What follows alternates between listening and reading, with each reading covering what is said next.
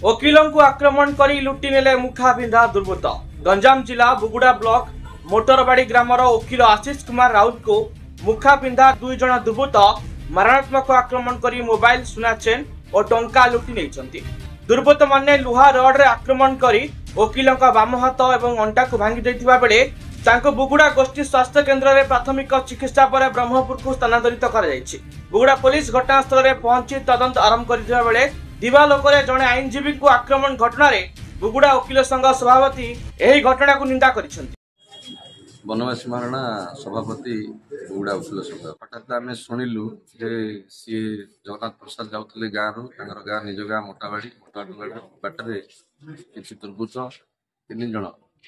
Rod बाटे निर्दम माड़ मारी जेहेतु गोटे हाथ फ्राक्चर होता को माड़ हो जानिला सी निजे जाइए स्पॉट को इन्वेस्टिगेशन कर दुर्बृत्त जना पड़ा आमर बार रे इमरजेंसी मीटिंग डका हम हठात को तांकर जहाँ कार्य अच्छी से आम बर्तमान सहयोग करुचु तापर आमर इमरजेंसी मीटिंग डका जनरल बॉडी मीटिंग रे जहाँ फाइनल हम जो मैंने जना पड़े दुर्बृत्त दृढ़ कार्यानुष्ठान ग्रहण करा इन्वेस्टिगेशन पर जना पड़ो तथापि आम भी अनुध्यान करूँ कौन है कौन ना तापर आम जहाँ किसी कार्यपंथा ग्रहण करूँ।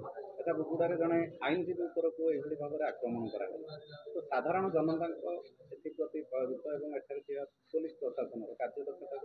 पुलिस टोटाली निष्क्रिय ये पूर्व सरकार अमल आम जाचु जे पुलिस टोटाली निष्क्रिय जहाँ आम पब्लिक द्वारा साहाय्य सहयोग पाइक आम जहाँ इन्वेस्टिगेशन करी पुलिस को आम तथ्य देले पुलिस जानिबो पुलिस